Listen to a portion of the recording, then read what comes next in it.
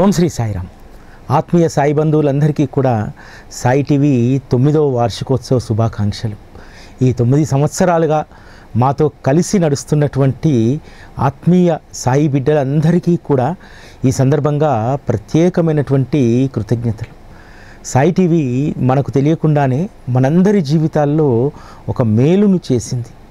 మొదటి నుండి కూడా సాయి టీవీ పట్ల అభిమానం కలిగి ఉండి సాయి టీవీ నిర్వహణలో సాయి టీవీ చేసేటువంటి ప్రతి కార్యక్రమంలో పాల్గొని దాని నిర్వహణకు చేయూతనివ్వడం అనేటువంటిది ఒక సామాన్యమైనటువంటి విషయం కాదు. భక్తుడి యొక్క అర్హతను బట్టే బాబా అవకాశాలను అందిస్తాడు. ఆ విధంగా అర్హత కలిగినటువంటి బిడ్డలందరికీ కూడా ఈ వ్యవస్థ నిర్వహణ కోసం ఒక అవకాశాన్ని కల్పించి వారి జీవితాల్లో చక్కటి ఆనందపు హరివిల్లును, అదేవిధంగా వారు చేస్తున్నటువంటి సేవకు ఒక సార్థకతను బాబా కల్పించారు.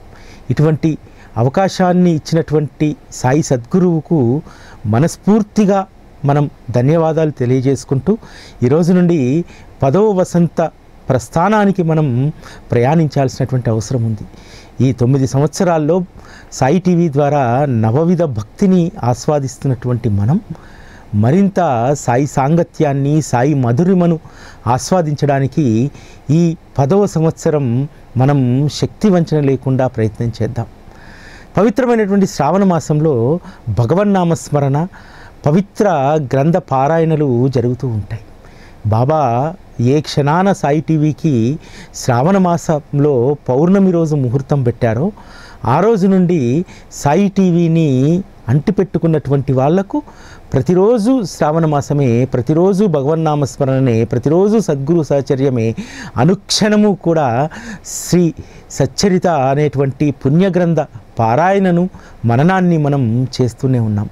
అటువంటి అదృష్టం ఈరోజు మనం చేజిక్కించుకున్నాం. శ్రీ సాయి సచ్చరిత ఒకే విషయాన్ని చెప్తుంది. అది పూర్తిగా మనకు నేర్పించేటువంటి పాఠం ఏమిటంటే తృప్తిగా ఎలా ఉండాలి, ఎలా జీవించాలి. ఈరోజు మనకు సాయి టీవీ వార్షికోత్సవం సందర్భంగా 13వ అధ్యాయం మనం ఈరోజు విశ్లేషణ చేసుకోబోతున్నాం. 13వ అధ్యాయానికి ఎంత గొప్ప విశిష్టత ఉందంటే భక్తుల యొక్క భవరోగాలను ఏ విధంగా బాబా నివారిస్తారు. కేవలము వారి యొక్క స్మరణ, వారి దర్శనము, వారి వాక్కు చేత జీవులకు ఉన్నటువంటి చెడు రోజులు ఏ విధంగా తొలగిపోతాయనేటువంటి విషయాన్ని 13వ అధ్యాయం మనకు తెలియజేస్తుంది. ఈ 13వ అధ్యాయం మొదటి ఓవిలోనే బాబా ఒక మాట చెప్తారు, తృప్తిగా జీవించండి. తృప్తిగా జీవించడానికి ప్రయత్నం చేస్తే మాయ మీ వద్దకు చేరదు. ఇల్లు వాకిలి లేనటువంటి నన్నే మాయ వదలడం లేదు, నేను దానిని మరచినా అది నన్ను మరవడం లేదు. హరిహర బ్రహ్మాదులకే మాయ నుండి తప్పించుకోవడం చాలా కష్టమైంది. కాబట్టి మాయ పట్ల ఎప్పుడూ కూడా అప్రమత్తంగా ఉండండి. మాయ నుండి తప్పించుకోవడానికి ఒకే ఒక తరుణోపాయం ఎప్పుడూ కూడా భగవద్నామస్మరణలో ఉండడం, భగవంతుణ్ణి గుర్తుపెట్టుకొని ఉండడం. సద్గురువును స్మరించినంతసేపు మాయ మన వద్దకు రాదు. ఇక్కడ మనందరం గమనించాల్సినటువంటి విషయం ఏమిటంటే మాయ ఎవరి వెంట పడుతుందంటే ఎవరైతే గురునామస్మరణలో ఉంటారో, భగవంతుని ధ్యాసలో ఉంటారో వారి కోసమే మాయ కాపలా కాసుకొని ఉంటుంది. ఇతరులు ఎట్లాగూ చాలా ఈజీగా మాయ ఉచ్చులో పడిపోతారు.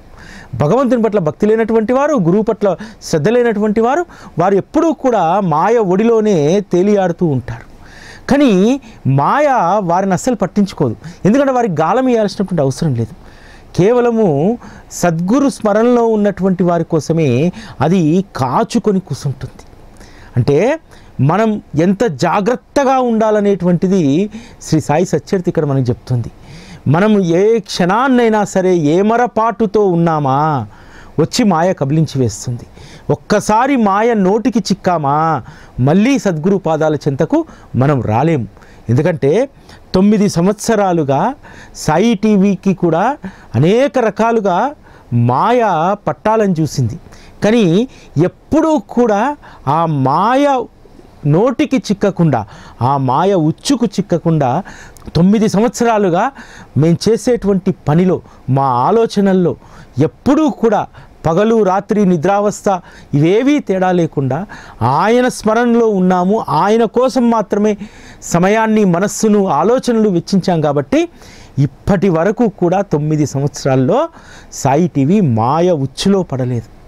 అనేక రకాలుగా కబలించాలని చూసినా ఎప్పుడూ కూడా సురక్షితంగా సాయి టీవీ బాబా చరణాల చెంతనే ఉంది.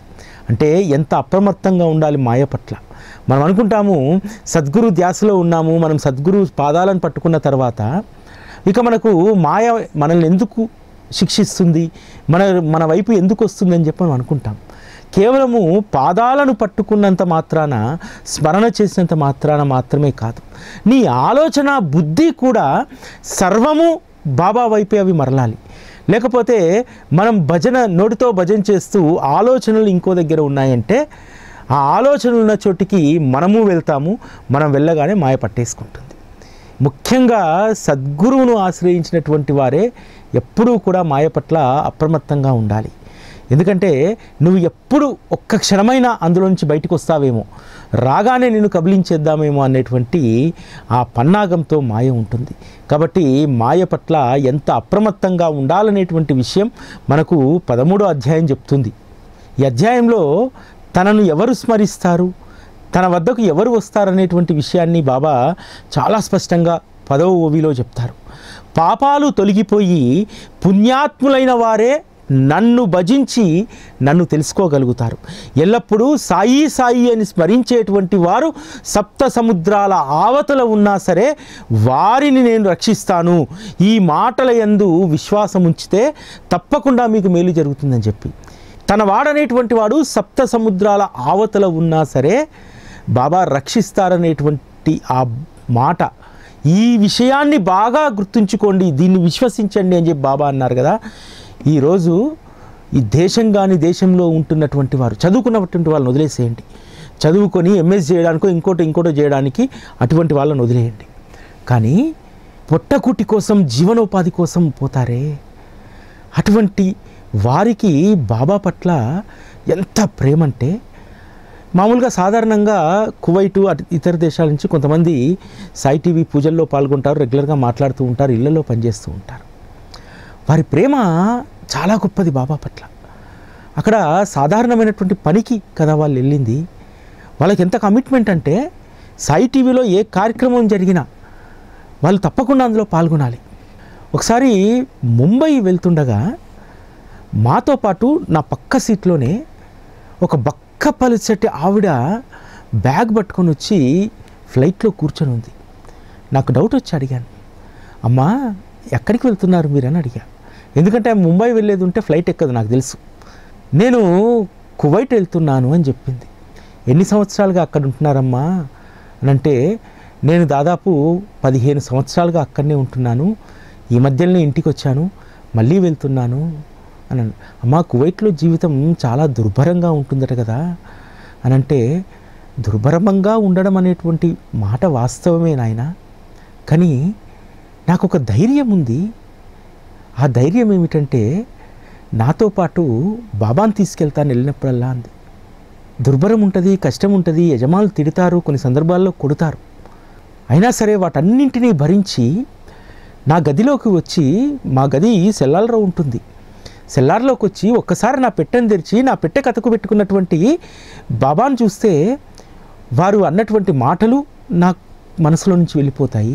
వారు ఏదైనా దెబ్బ వేసినా ఆ దెబ్బ ఏమాత్రం కూడా నన్ను బాధించదు అనంది. నాకు ఎంత ఆశ్చర్యం వేసిందంటే బాబా చెప్పినటువంటి మాట అప్పుడు గుర్తొచ్చింది. సప్త సముద్రాల ఆవతల ఉన్నా సరే వారిని రక్షించేటువంటి బాధ్యత నాది. ఆమె కర్మానుసారం దేశం దాటింది, బాధ్యతలు నిర్వర్తిస్తుంది.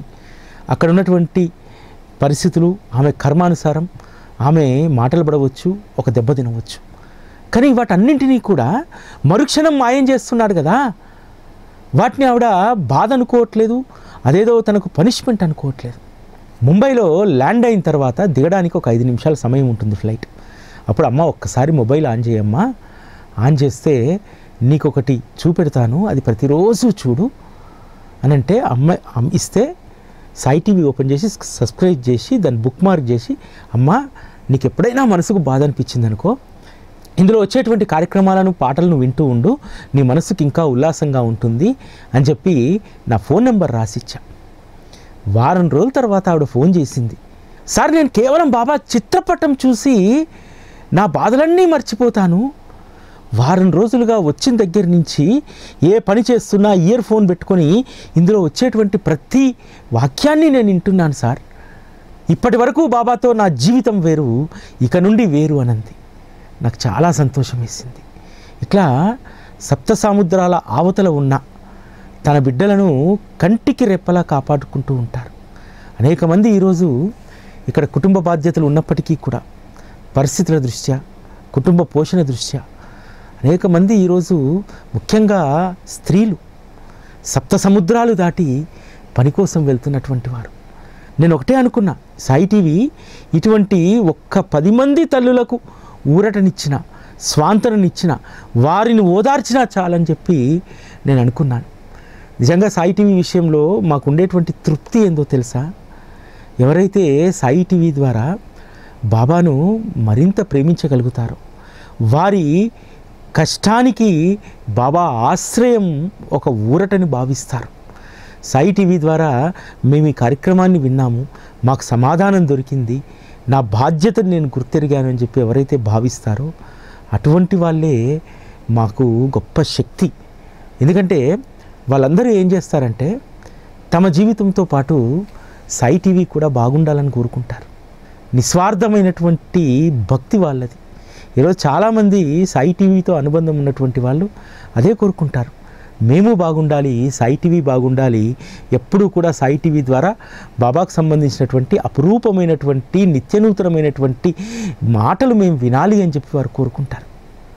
ఈరోజు వారి ఆకాంక్షల మేరకే సాయి టీవీ ఇంత అద్భుతంగా మీ ముందు ఆవిష్కృతమవుతుంది.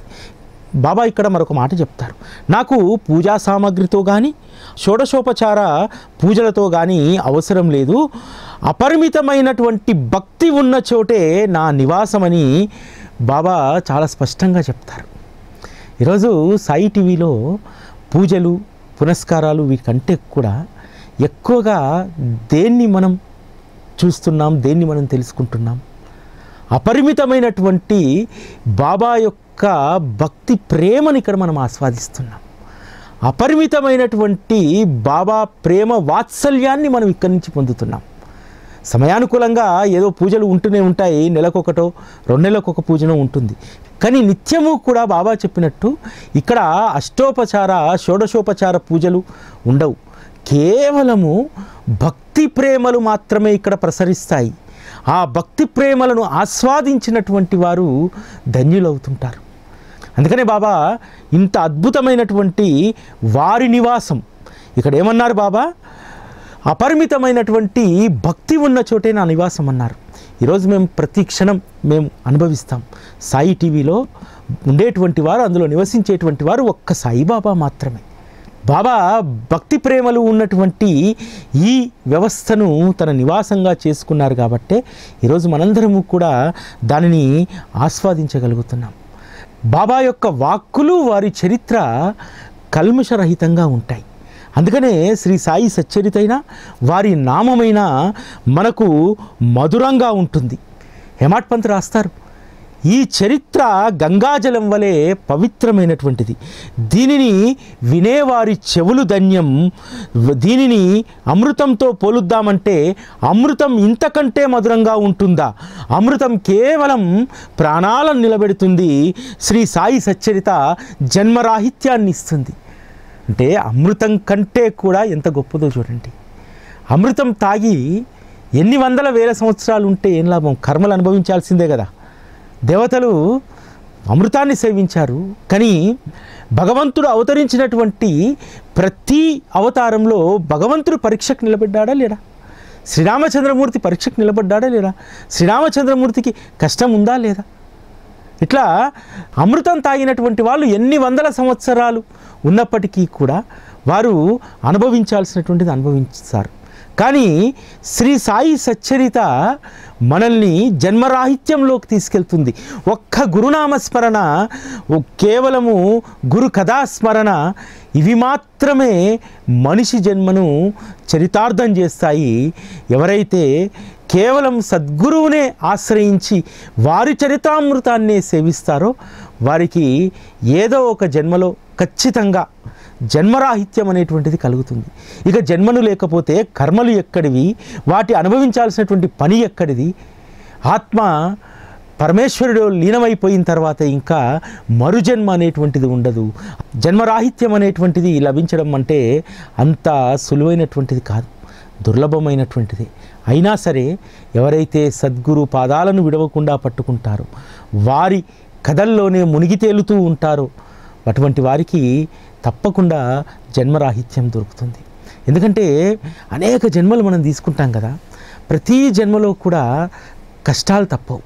కానీ మనందరము కూడా కష్టాల పట్ల విముఖంగా ఉండి ప్రతిసారి కూడా సుఖాలను మాత్రమే కోరుకుంటాం. ఇది మానవుడి యొక్క నైజం. మనము ఎంత అప్రమత్తంగా ఉన్నా సరే కర్మ మనల్ని పట్టి పీడిస్తూనే ఉంటుంది, మాయ మనల్ని పట్టుకుంటూనే ఉంటుంది, దుఃఖం అనేటువంటిది కలుగుతూనే ఉంటుంది. ఇది ఎంత తప్పించుకుందామన్నా సరే ఇవన్నీ కూడా నరుడి మెడకు పాముల చుట్టుకుంటూనే ఉంటాయి. ఎప్పుడూ కూడా జీవుడు కర్మ చేతిలో కీలుబొమ్మగా మారాల్సిందే. మరి ఎక్కువగా పుణ్యాలు చేసినటువంటి వారికి కూడా ఎందుకు కర్మ పట్టి పీడిస్తుంది అంటే, ఈ జన్మలో మనం పుణ్యాలు చేసుకోవచ్చు, కానీ పాపకర్మల లెక్క కొన్ని జన్మలుగా వస్తూ ఉంటుంది. వాటిని మనం అనుభవించి తీరాల్సినటువంటిది. అందుకు సంబంధించినటువంటి అద్భుతమైనటువంటి కథ ఇక్కడ ఉంటుంది. పూణే జిల్లా జున్నూరు తాలూకా నారాయణగావ్కు చెందినటువంటి భీమాజీ పాటిల్ గొప్ప శ్రీమంతుడు. దాన ధర్మాలకు కొదువు లేదు. ఎవ్వరు ఏది అడిగినా సరే లేదు అనకుండా దానం చేస్తూనే ఉంటారు. అటువంటి పాటిల్కు ఉన్నట్టుండి క్షయవ్యాధి వస్తుంది. అనేక మందులు వాడతాడు, అనేక రకాలైనటువంటి ఉపచారాలు జరిగిపోతాయి, ఎక్కడా కూడా గుణం కనిపించదు. ఇక తను అనుకుంటాడు, భగవంతుని ప్రార్థిస్తాడు, నేను అసలు ఏమి పాపం చేశాను, నేను ఉన్నంత దాంట్లో దాన ధర్మాలు చేశాను, అనేక రకాలైనటువంటి సత్కార్యాలు చేయించాను, అయినా సరే నాకెందుకు ఈ కర్మ అనేటువంటి దాంతో బాధపడుతూ ఉంటాడు. ఇక రక్తపు వాంతులు మడుగుల్లా ఉంటూ ఉంటాయి చుట్టుపక్కన. వాటిని చూసి తనకే అసహ్యమేసి ఇక తనకు మరణమే శరణ్యం అని చెప్పి భావిస్తాడు. నానాసాహెబ్ చందోర్కర్కు లేఖ రాస్తారు, అయ్యా ఇక నాకు మరణమే శరణ్యము, ఎన్నో మందులు వాడా, ఎన్నో ఉపచారాలు చేయించుకున్నా ఏమాత్రం కూడా గుణం లేదు, మీరు ఒక్కసారి వస్తే మిమ్మల్ని తృప్తిగా చూసుకొని నేను కళ్ళు మూస్తాను అని అంటారు. భీమాజీ పాటిల్ గురించి నానాసాహెబ్ చందోర్కర్ తెలుసు, చాలా ఉత్తమ గుణాలు ఉన్నటువంటి వాడు, సంస్కారాలను కలిగినటువంటి వాడు. అందుకని ఆయన రాసినటువంటి లేఖకు జాబు రాస్తారు, వెంటనే వెళ్ళి సాయిబాబా పాదాలను పట్టుకో, ఇది ఒక్కటే తరుణోపాయం, మనకు తల్లి తండ్రి వారు ఒక్కరే, మనకే కాదు వారు అందరికీ కరుణామయి అయినటువంటి తల్లి, పిలవగానే పరుగున వచ్చి కర్ణతో చెయ్యి అందుకుంటారు. బిడ్డల అవసరాలు వారికి బాగా తెలుసు, క్షయరోగమే కాదు వారి దర్శనంతో మహారోగం కూడా మాయమైపోతుంది. ఏమాత్రం సందేహం పెట్టుకోవాల్సినటువంటి అవసరం లేదు. వెళ్ళి వారి పాదాలను గట్టిగా పట్టుకో, ఎవరు ఏది కోరితే అది ఇస్తారని వారు ప్రతిజ్ఞ పూనారు, అందుకే త్వరగా వెళ్ళి దర్శించుకోమని లేఖ రాస్తారు.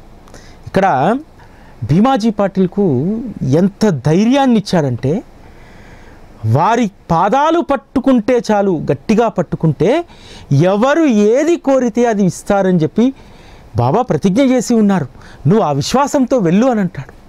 వెంటనే నారాయణగావ్ నుంచి భీమాజీ పాటిలు బండ్లు కట్టుకొని పరివారం అంతా కూడా షిరిడీకి బయలుదేరుతారు. మనసులో ఒకటే బలమైనటువంటి కాంక్ష, నానాసాహెబు ఊరికే చెప్పరు, ఖచ్చితంగా కేవలం వారి దర్శనంతో భవరోగాలు మాయమవుతాయని చెప్పారు.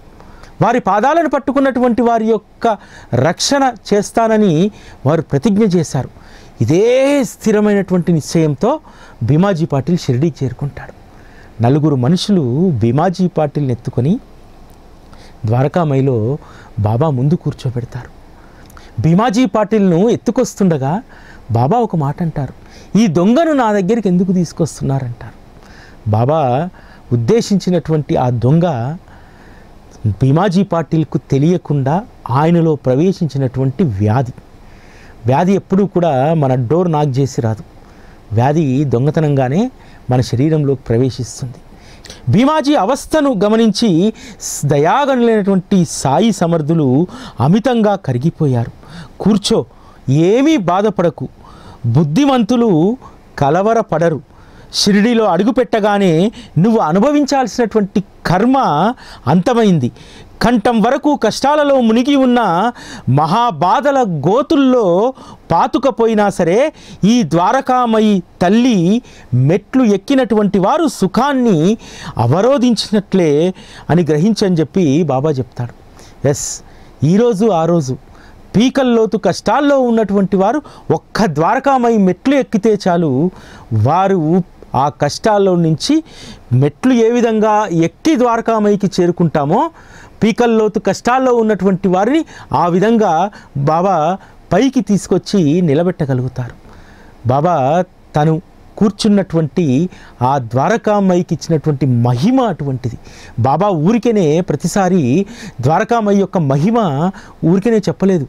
వారు దానికి ఇచ్చినటువంటి శక్తి 60 సంవత్సరాల పాటు ద్వారకామయి నేలపై కూర్చొని అక్కడే ఆ నేలపైనే శయనించి కఠోరమైనటువంటి ఆ కటిక నేలనే తను పట్టుపరుపుగా మార్చుకున్నటువంటి ఆ ద్వారకామయికి ఎంత శక్తి ఇచ్చి ఉంటాడు.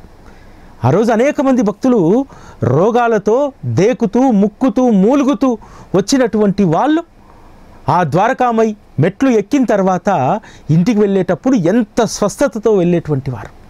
మనకు భీమాజీ పాటిల్ కథనే ఒక నిదర్శనం కదా. బాబా నోటి నుండి జాలువారినటువంటి ఆ వాక్కులను అమృతంలా భీమాజీ పాటిల్ సేవించారు.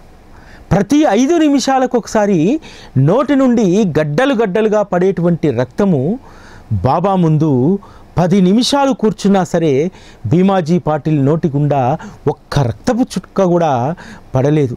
కేవలం బాబా యొక్క కృపా దృష్టి చేత అతని రోగం తీవ్రత మెల్లమెల్లగా తగ్గడం ప్రారంభమైనటువంటిది. బాబా కరుణా కటాక్షం ఉంటే చాలు ఎండిపోయినటువంటి మ్రోడు కూడా చిగురిస్తుంది. వసంత ఋతువు కాకున్నా సరే పూలు వికసించి రమణీయమైనటువంటి ఫలాలనిస్తాయి. వారి దర్శనంతో కానీ రోగం కానీ అనారోగ్యం కానీ పుణ్యపాపాలైనా సరే అవన్నీ కూడా నశించుకుపోవాలి. కేవలం బాబా యొక్క వాక్కు చేత ఆ రోజు రోగ నివారణ జరిగిపోయేటువంటిది.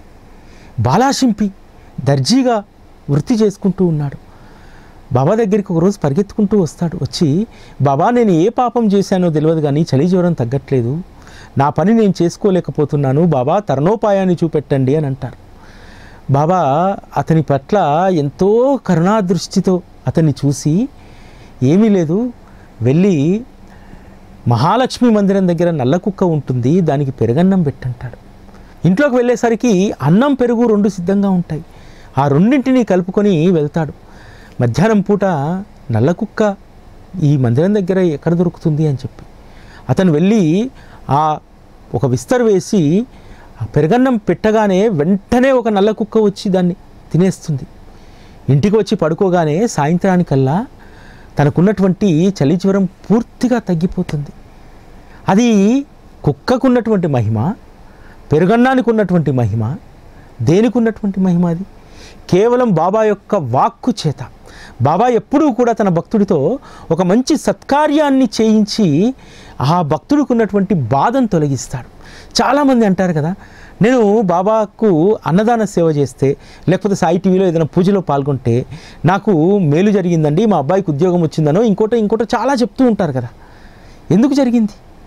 నువ్వు చేసినటువంటి ఒక మంచి సేవకు మెచ్చి ఏం చేయించాడు? బాలాశింపితోటి ఆ కుక్క ఆకలిని తీర్చిప్పించాడు. తద్వారా ఆ పుణ్యం అనేటువంటి అకౌంట్ను తనలోకి వేసేసి ఆ చలిజ్వరం అనేటువంటి కర్మను సరిచేసి దాన్ని బయటికి పంపించేశాడు. బాబా చేసేటువంటివన్నీ కూడా ఇలానే ఉంటుంది.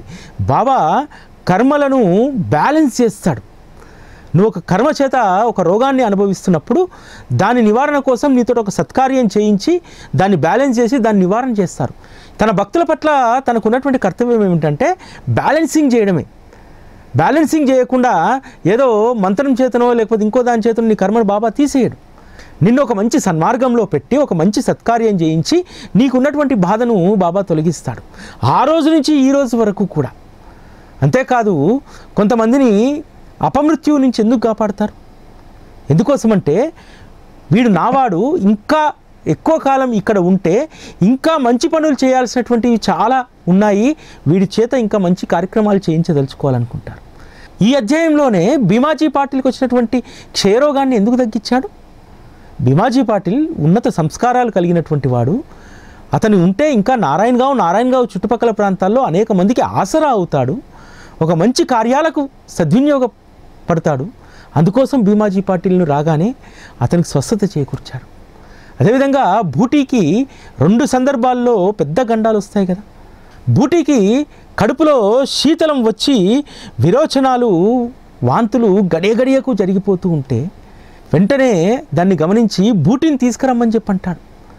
బాబా చూపుడు వేలు చూపెడుతూ ఇక నుండి నువ్వు మల విసర్జనకు వెళ్ళకూడదు, వాంతులు కూడా ఆగిపోవాలి అని అంటాడు. కేవలము వారి యొక్క 2 వాక్కులతోటే బూటీకి ఉన్నటువంటి విరోచనాలు వాంతులు తగ్గిపోయాయి, ఆరోగ్యవంతుడయ్యాడు. అంతేకాదు ఒకసారి కలరా వ్యాధి వచ్చి బూటీ ఎడతెరిపి లేనటువంటి వాంతులు విరోచనాలు దప్పికతో బాధపడుతూ ఉంటాడు. పాపం తన మిత్రుడైనటువంటి పిల్లయి అనేక రకాలైనటువంటి ఔషధాలు మందులు ఇస్తాడు ఆయుర్వేద డాక్టర్. అయినా సరే గుణం లేదు. వెళ్ళి బాబా దగ్గరికి వెళ్ళి అభ్యర్థిస్తాడు. ఎందుకంటే బాబా వాక్కు నుంచి ఏదైనా వస్తే అది ఔషధంలాగా పనిచేయాలి, లేకపోతే ఏ ఔషధము కూడా బూటీకి పనిచేయట్లేదు, బూటీ పని అయిపోయినట్టే అని చెప్పి పుల్లయ్య అనుకుంటాడు. వెళ్ళి బాబాని అడుగుతాడు, బాబా ఏదైనా కషాయం ఇవ్వమంటారా, కాఫీ ఇవ్వమంటారా, ఈ విధంగా బూటీ విపరీతమైన విరోచనాలు వాంతులతోటి బాధపడుతున్నాడు, దప్పిక కూడా ఎక్కువగా ఉంది అని అంటాడు. అప్పుడు బాబా చెప్పినటువంటి ఉపాయం అక్రోట్ పిస్తా నువ్వు రోగం నివారణ అవుతుందిలే అంటాడు. నిజంగా అక్రోట్ పిస్తా తాగితే ఇంకా ఎక్కువ దాహం వేస్తుంది, పాలల్లో బాదం ఇదంతా వేసుకొని తాగితే. కానీ బాబా చెప్పినటువంటి విధంగా అక్రోట్ పిస్తా ఇవ్వగానే మెల్లిమెల్లిగా బూటీ యొక్క వాంతులు విరోచనాలు అన్నీ తగ్గుకుంటూ వస్తాయి కదా. ఇక్కడ అక్రోట్ పిస్తాలో మహత్యం ఉందా? కేవలం బాబా యొక్క వాక్కులో ఉన్నటువంటి మహత్తు. ఇంకొక అద్భుతమైనటువంటి లీల, ఆలంది నుంచి ఒక సన్యాసి సాధువు వస్తాడు కదా. ఆ సాధువుకు విపరీతమైనటువంటి చెవి నొప్పి. అంతకంటే ముందే ముంబైలో చూపెట్టుకుంటే ఖచ్చితంగా శస్త్రచికిత్స చేసుకోవాలని చెప్తారు. సరే మళ్ళీ వెళ్ళినప్పుడు చేయించుకోవచ్చు కదా అని చెప్పి తను తీర్థయాత్రలు చేస్తూ షిరిడీకి వచ్చి బాబా దర్శనం చేసుకున్న తర్వాత శ్యామతో అంటారు, వారిని మా పైన దయచూపమని చెప్పు, నా చెవి నొప్పి తగ్గేలాగా చూడమని చెప్పు అని అంటారు. అప్పుడు బాబా తప్పకుండా దేవుడు నిన్ను కరుణిస్తాడు, దేవుడి యొక్క కృప నీ పైన ఉంది అని చెప్పి అని అంటారు. తర్వాత పూణేకి వెళ్ళిన తర్వాత చెవి నొప్పి పూర్తిగా తగ్గిపోతుంది. సరే ఎందుకన్నా మంచిది మరొకసారి వెళ్ళి డాక్టర్కి చూపెట్టుకుందామని చెప్పి ముంబై వెళ్తాడు. ముంబైలో అంతకుముందు పరీక్షించినటువంటి డాక్టరే, ఖచ్చితంగా ఆపరేషన్ చేయించుకోవాలనేటువంటి డాక్టరే ఆ చెవిని చూసి ఆశ్చర్యపోతాడు. లోపల ఉన్నటువంటిది అంతా కూడా కరిగిపోయి ఎండిపోయింది కదా, ఇక ఆపరేషన్తో పని లేదు, వెళ్ళిపో అని చెప్తారు. ఆనంది స్వామి ఎంతో సంతోషపడతాడు. కేవలం ఒక వాక్కు, బాబా నోటి నుంచి వచ్చే వాక్కు, భగవంతుడు నీకు మేలు చేస్తాడులే అనేటువంటి ఆ ఒక్క మాటతోటి చెవికి ఉన్నటువంటి ఆ రుగ్మత పూర్తిగా తొలగిపోతుంది. లేకపోతే చాలా వృద్ధుడైనటువంటి అతను చెవికి ఆపరేషన్ చేయించుకుంటే చాలా ఇబ్బంది పడాల్సి వచ్చేది. ఆ ఇబ్బంది యాతన లేకుండా బాబా అతని యొక్క చెవి నొప్పిని పూర్తిగా తొలగించేస్తాడు. ఈ అధ్యాయం చివరిలో మళ్ళీ భీమాజీ పాటిల్ రోగ నివారణకు సంబంధించినటువంటి ప్రస్తావన హేమాడ్ పంత్ రాస్తారు. భీమాజీ పాటిల్ గొప్ప శ్రీమంతుడు, పట్టెమంచము పట్టుపరుపు, గొప్ప విలాసవంతమైనటువంటి జీవితం. అటువంటి భీమాజీ పాటిల్ను వెళ్ళి భీమా అనేటువంటి వారి ఇంట్లో ఉండు అని అంటారు. ఆ ఇల్లు అతుకులు గతుకులుగా ఉంటుంది, వర్షం వస్తే తడి తేమగా ఉంటుంది. ఆ నేలపైన పడుకోవడం అనేటువంటి దుర్లభమైనటువంటి విషయం. సాధారణంగా మనం ఎక్కడికన్నా వైద్యానికి చికిత్సకు వెళ్తే అటువంటి చోట ఉండమంటే వద్దురా నాయన ఇంకా రోగం ఎక్కువవుతుంది, నిమ్ము ఎక్కువ ఉంది, ఉండలేను అని చెప్పి పారిపోయి వచ్చేస్తాం.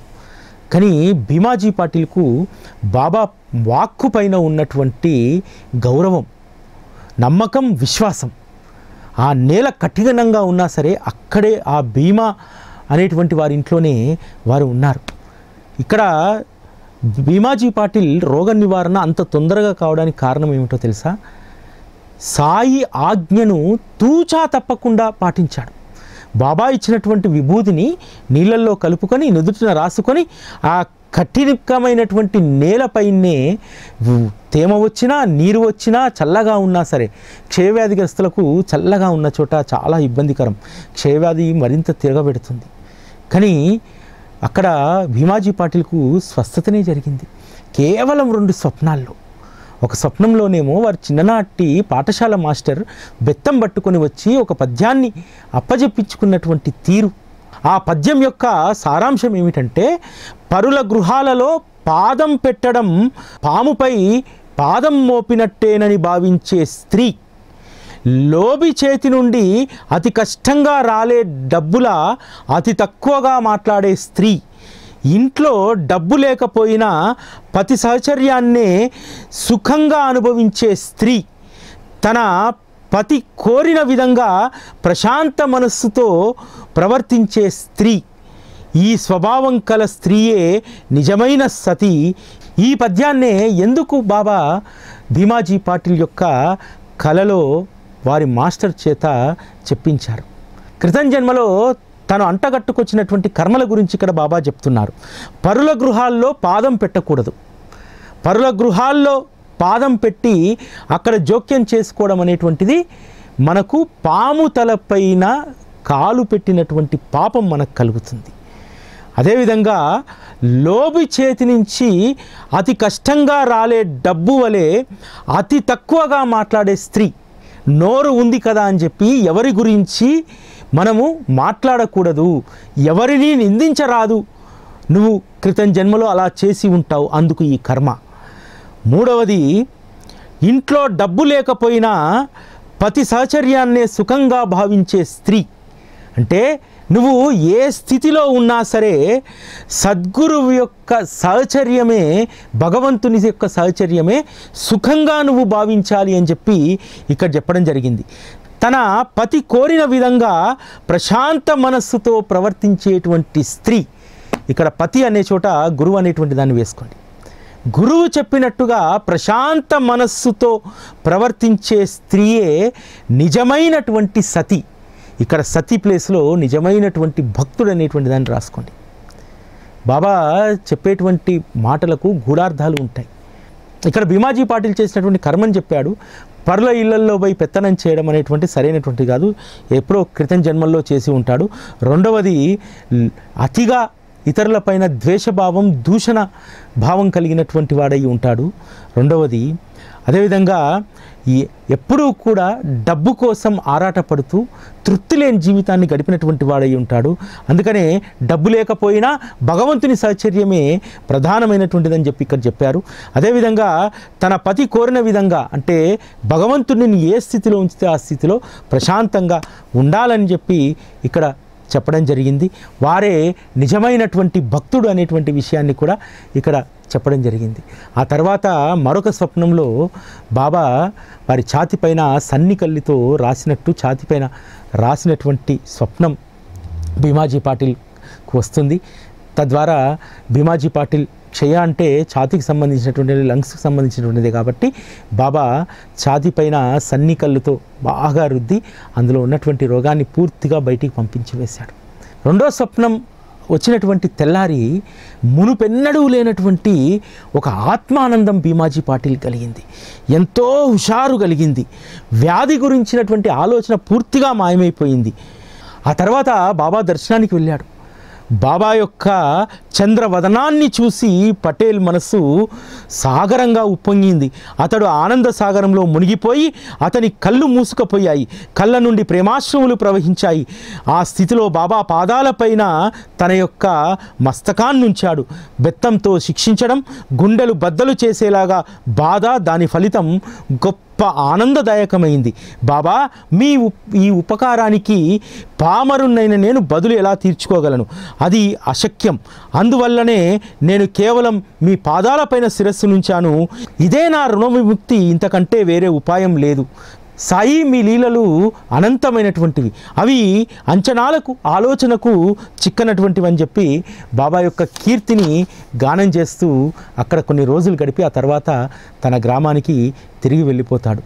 బాబా యందు భక్తి శ్రద్ధలు కలిగి బాబా పట్ల కృతజ్ఞతాభావంతో తను ఇంట్లో చేసుకునేటువంటి సత్యనారాయణ వ్రతాన్ని సాయి సత్యవ్రతంగా ప్రతి పౌర్ణమికి వీలైతే ప్రతి గురువారాన్ని రోజు వారు ఆచరించేటువంటి వారు.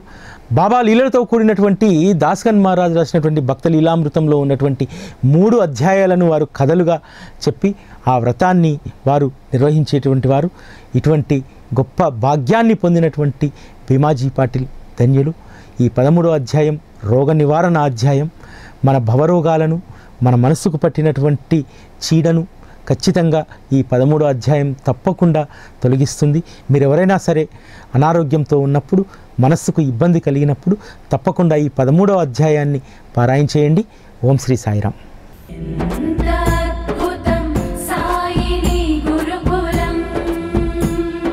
శిక్షణే తప్ప శిక్షలు లేని శరణాగతి సౌదం.